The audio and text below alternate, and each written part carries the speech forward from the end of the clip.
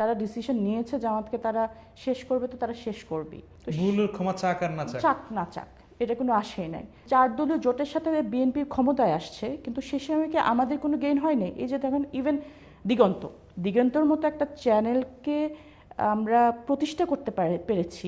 জামাতের রাজনীতিতে বা এই যে এখন যে প্রেক্ষাপট যাচ্ছে ৭৭ বা ৭১-এর পর থেকে, জামাতের কোনো ভুল ছিল কিনা আপনার কি মনে হয়? এটা বলা টাফ কেন? কারণ কেউ বলতে পারে না যে কোনটা রাইট ডিসিশন হতো, রাইট? কারণ আওয়ামী লীগের জন্য যেমন অনেকে এটা বলে যে ৭১-এর জন্য যদি ক্ষমা চাওয়া হতো বা এটা করা হতো তাহলে হয়তো হতো না, বা এরকম অনেক রকমভাবে অনেক রকম বিশ্লেষণ আসে। তবে আমি অ্যাজ আ পলিটিক্যাল সায়েন্টিস্ট, আমি মানে একজন ফ্যাসিস্ট গভর্নমেন্টের যে ট্র্যাক দেখি, সেটাতে I believe no matter what Jamaat did, তারা ডিসিশন নিয়েছে জামাতকে তারা শেষ করবে, তো তারা শেষ করবেই। তো ভুলের ক্ষমা চাক আর না চাক, চাক না চাক এটা কোনো আশাই নাই। আমার কাছে এটা আমার বিশ্বাস যে তারা যে তাদের জায়গায় শক্ত আছে, তারা যে মাথা শক্ত করে থেকেছে, এটা তাদের রাইট ডিসিশন ছিল। কারণ ইম্যাজিন যে দে ওয়ার সেইং, তারা নতজান হয়েছে, কিন্তু তারপর ঠিকই তাদের সাথে এই এক্সপিরিয়েন্সটা হয়েছে, তাহলে তারা অ্যাজ আ দল তাদের আইডিওলজি জায়গা থেকে কোথায় থাকতো? আজকে আমরা মানে বুক ফুলি বলতে পেরেছি যে no matter what happened we stood our ground. ওই সময় তো এটাও বলতে পারতাম না আমরা। বাট এটাও তো বাস্তবতা, চরম সত্য যে বলি আওয়ামী লীগ, বলি বিএনপি, জামাতের কারণে তো ক্ষমতায় এসেছে। আর ইউ ফিলিং দ্যাট যে 1991 and 1996 মানে এই ব্যাপারটা আসলে কি লেবুরিয়াস একটা ঘটনা? এগুলো বলা কঠিন এই মুহূর্তে, বাট একটা জিনিস কি যে যখন রাজনীতিতে থাকবে, এখন আবার এনসিপিও তো আমাদের সাথে যোগ করছে, রাইট?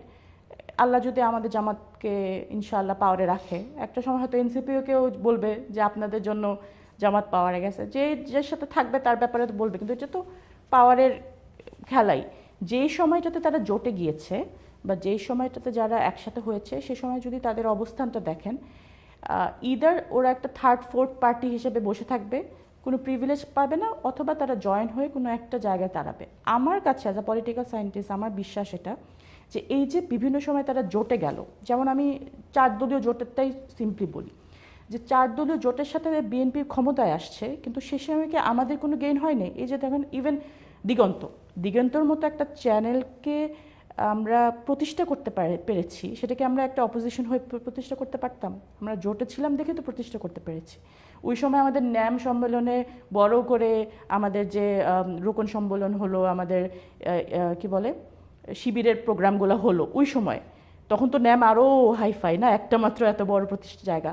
ওই জিনিসগুলো তো আমরা 4 দলীয় জোটের সময় করতে পেরেছি, তো আমাদেরও তো অনেক গেইন হয়েছে, তাই না? তো এটা তো আমি কোনো দিক দিয়ে এটা আমরা তো লস দেখছি না। কিন্তু আমি যেটা মানে বলতে চেয়েছি আর কি, যে যারা জামাতকে শত্রুপক্ষ বা জামাত ক্ষমা চাচ্ছে না বলছেন, ঠিক তারাই তো জামায়াতের কারণে ক্ষমতা যেতে পেরেছে। বা প্রধানমন্ত্রী মানে কি বলে মরহুমা খালেদা জিয়া বা পতিত পলাতক প্রধানমন্ত্রী শেখ হাসিনা, তারা তো প্রধানমন্ত্রী হতে পেরেছে জামাতের সংশ্লিষ্টতার কারণে।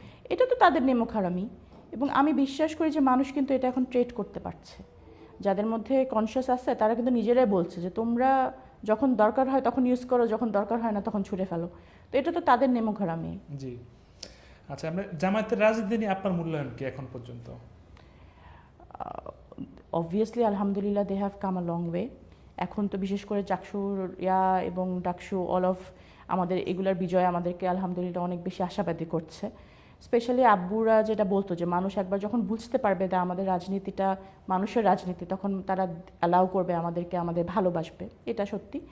তবে অ্যাজ আ ওমেন আমি বিশ্বাস করি, আমি আশা করি যে আরও বেশি আমাদের মতো মেয়েরা আছে জামাতে, যারা হাইলি কোয়ালিফাইড এবং হাইলি পলিটিক্যালি অ্যাক্টিভ। সো আমাদের ভিজিবিলিটিটা বাড়ানোটা এটা এখন একদম সময়ের দাবি। আচ্ছা, বেশা আরমানকে মনোনয়ন দিয়েছে জামাত, আপনাদেরকে কিংবা আপনার মাকে কেন নয়? এগেন এটা জামাতে যদি আপনি আমাদের সিস্টেমটা দেখেন, এখানে কিন্তু আমরা কেউই, যেই মনোনীত হোক, কেউই কিন্তু নিজের জন্য কোনো রকম লবি করে না। এটা decision is by the central. তো এটা সেন্ট্রালের ডিসিশন। এটা কেন দিয়েছে সেটাও সেন্ট্রালের ডিসিশন, কেন দেয় না সেটাও সেন্ট্রালের decision. We don't have any say on that. আচ্ছা, আপনি একজন গুম ফেরত ব্যক্তিকে জনপ্রতিনিধি তৈরি করা বা বানানো নির্বাচিত করা, এটা কি আসলে কোনো বিতর্ক তৈরি করবে কিনা আপনার কি মনে হয়? আমার কাছে মনে হয় তো এটা তো অবশ্যই উচিত, কারণ যে মানুষ ফেরারিতে চড়ে এসি রুমে থেকে করবে, তার চেয়ে যে মানুষ সত্যি সত্যি একজন জুলুমের শিকার, সেই তো জুলুমকে স্টপ করার জন্য, সিস্টেমটাকে চেঞ্জ করার জন্য আরো বেশি কাজ করবে, তাই না? আচ্ছা, স্পেসিফিক জামায়াতের সাথে আপনার সম্পর্ক কি, বা ছাত্র শিবিরের সাথে আপনার সম্পর্ক কি এখন? আচ্ছা, আমি হচ্ছে যতদিন মানে বাংলাদেশে ছিলাম, আমি ছাত্র সংস্থার দায়িত্বে ছিলাম। ছাত্র সংস্থার আমার শেষ কেন্দ্রীয় পর্যায়ে সাংস্কৃতিক বাইতুল মাল সম্পাদিকা হিসেবে আমি দায়িত্ব পালন করেছি। এরপর তো দেশের বাইরে চলে গেছি। দেশের বাইরেও দাওয়া এবং মানে ইসলামী আন্দোলন এখানে তো শুধু এটা অনেকে মনে করে জামাতে একমাত্র করছে, কিন্তু এটা কিন্তু না। সব জায়গায় কিন্তু ইসলাহ তাজদিদ মুভমেন্ট, যেটা আমরা বলি যে ইসলামকে রিনোভেট করা, রিইনভেন্ট করার যে পলিসি, সেটা কিন্তু সব জায়গায় চলছে। সো আলহামদুলিল্লাহ, দেশি বিদেশি সব জায়গায় দাওয়ার সাথে সম্পৃক্ত আছি, কমিউনিটি সার্ভিসের সাথে সম্পৃক্ত আছি।